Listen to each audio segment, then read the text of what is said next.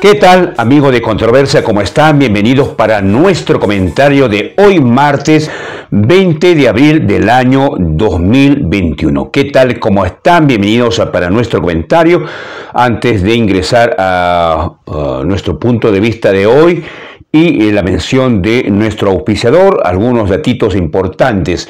Falleció una destacada enfermera en Arequipa, Narda Berríos Manrique, de COVID. Era nada menos que la jefa del Departamento de Enfermería del Hospital Honorio Delgado Espinosa. Y hablando de COVID, según las cifras nacionales, el porcentaje de fallecidos por COVID se ha incrementado en 70%, es decir, más del 50%, en 70%. Cuidado con eso, ¿eh? Cuidado con eso. Muy bien, de otro lado, debemos indicar en el caso de Arequipa, han clausurado 4 pollerías, buscan a una menor de edad de 13 años desaparecida desde el último lunes, no la encuentran.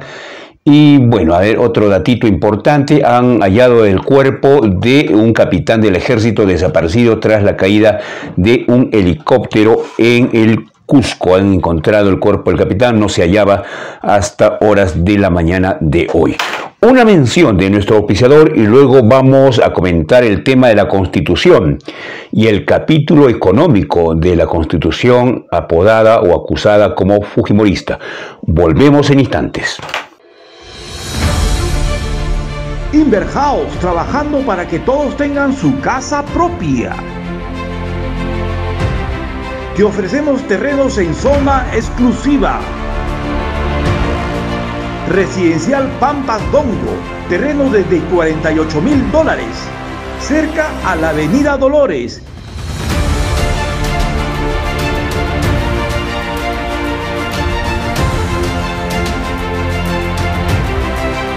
Con grandes facilidades de pago, 4 años para pagar, con un inicial del 30% separa tu terreno, documentos saneados, escrita en registros públicos, venta directa del propietario.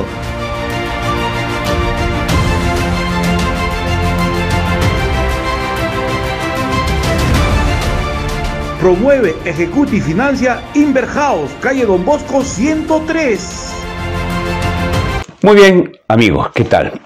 Vamos a comentar este tema del cambio de la Constitución, del capítulo económico fundamentalmente.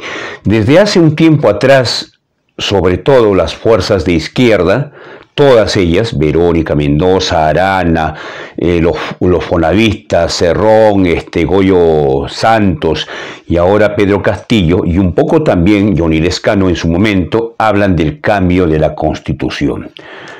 Muy bien, la gente se pregunta, sí, pues dicen, cambia la Constitución porque esta es una Constitución fujimorista, esta es una Constitución que se dio al amparo de la corrupción, esta Constitución protege los viejos intereses de las oligarquías, de los monopolios, etcétera, etcétera, y que no es posible que las grandes empresas como Telefónica o como Cerro Verde y con otras más no paguen al Estado, y es necesario que esas mineras y ese gas de camisea retorne al manejo del Estado. Bueno, a ver, vamos a desglosar algunos conceptos sobre el tema. En primer lugar, por ley nadie se vuelve pobre ni rico, por ley, ¿no? Creo que eso habría que descartarlo de plano. Muy bien, cuando Fujimori da la Constitución de 1993 para evitar justamente este tipo de crisis, establece una serie de candados para evitar que venga alguien así como Pedro Castillo, quizás como Marco Arana o como Verónica Mendoza, a querer modificar la Constitución, como ha ocurrido en el Ecuador, en Brasil, en Bolivia, ¿no? En Bolivia, por ejemplo, han cambiado la Constitución, Maduro y Chávez la han cambiado varias veces, convocando a una asamblea constituyente. Muy bien, les decía que la actual Constitución establece varios candados para modificar la Constitución, porque esto no se puede modificar cada vez que llegue un gobierno, ¿no? Como si nos cambiáramos de camiseta o de polo, o porque no me gusta esta ley, la cambiamos y listo, ok, no. Para empezar, existe el artículo 206, reitero, 206, que establece que para para modificar la Constitución de 1993, hay dos caminos. El camino 1, que establece que puede modificarse la Constitución con mayoría absoluta. ¿Cuánto es el número de integrantes del Congreso? 130. ¿Cuánto es la mayoría absoluta? 66, mitad más 1.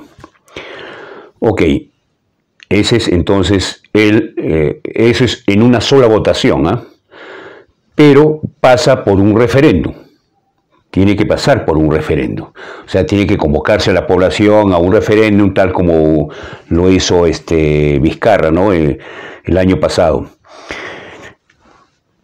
Tiene mayoría en el Congreso el señor Castillo, quien habla del cambio de la Constitución, porque Keiko no habla nada, ¿no? Dice que esta Constitución es sagrada. ¿Tiene mayoría? No la tiene. Tiene solamente 37, más, digamos, 4 o 5 de Verónica Mendoza, 4 o 5 congresistas, serían 41. A 66 faltan muchos, porque evidentemente algunas bancadas como Alianza por el Progreso de Acuña, Podemos Perú de Urresti, el Partido Morado, Avanza País, Renovación y la bancada de Keiko no van a querer aprobar esta nueva Constitución. Eso está clarísimo. Entonces no reúnen, para empezar, el número de votos legalmente. No, por ahí cerrado el candado. Ok, el otro camino también va por ahí. Pero dice, a ver, se puede modificar la Constitución en todo o en parte, un artículo 2 o 3 o 4 o toda, mediante 2 legislaturas ordinarias contiguas, con los 2/3, ya no 66, sino los 2/3 del número legal de congresistas. ¿Cuántos son los 2/3 de 130? ¿Cuánto es? 87. ¿Tiene Pedro Castillo? No. A la justa tendría 40, y esto 45, si es que por ahí algunos se pasan, ¿no? Sobre todo Acción Popular. Entonces, cerrado el camino. No se puede. Ni por este camino de una legislatura más un referéndum, ni por esta otra que establece 2 legislaturas contiguas más una mayoría calificada de 87 integrantes. Entonces, por ahí, por la legalidad, por el término, respetando las normas constitucionales, cerrado.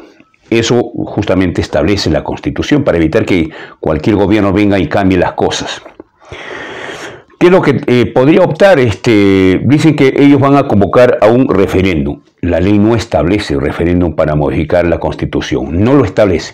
Establece, sí, el referéndum para modificar leyes ordinarias o leyes ordinarias, pero no para cambiar la Constitución, que es otra cosa. Para eso no puede convocarse a un referéndum.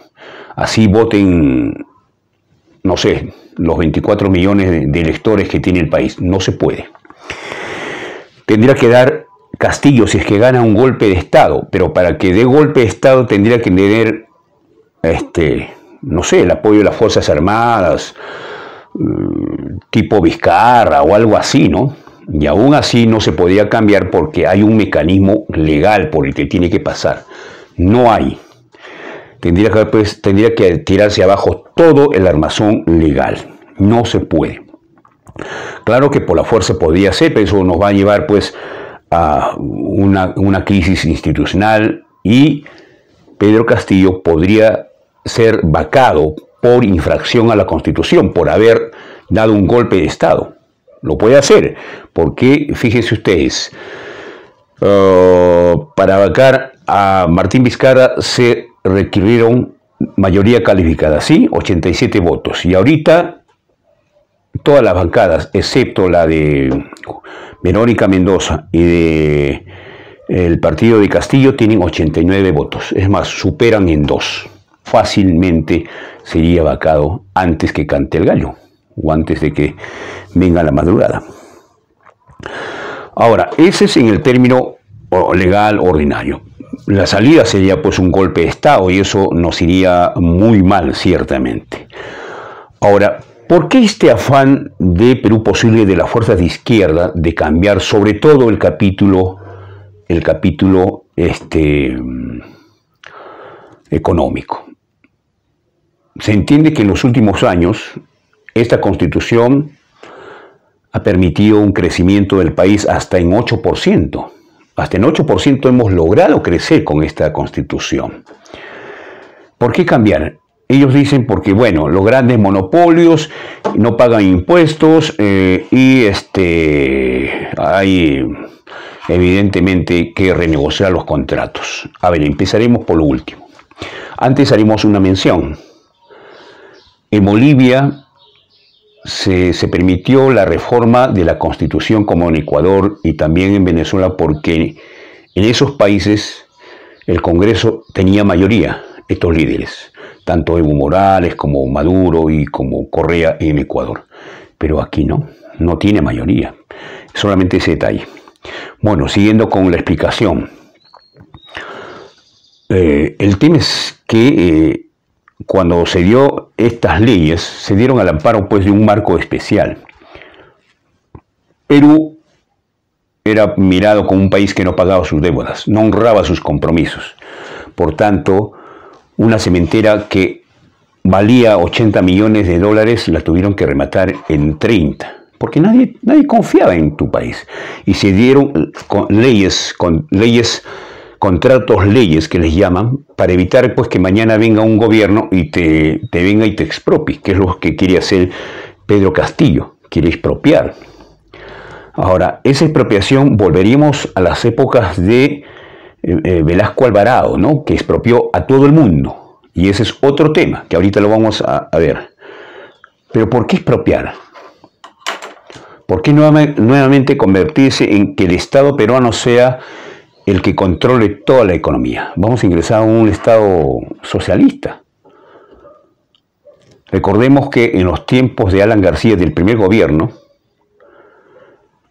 las empresas que fueron estatizadas o nacionalizadas por Velasco Alvarado anualmente generaban una pérdida de 2.000 millones de dólares anuales al Estado. 2.000 millones en pérdidas, ¿no? Porque el Estado peruano era dueño de todo, hasta de los correos, ¿no? Recordarán ustedes que los correos, cuando se enviaba correspondencia, hasta eso era del Estado peruano.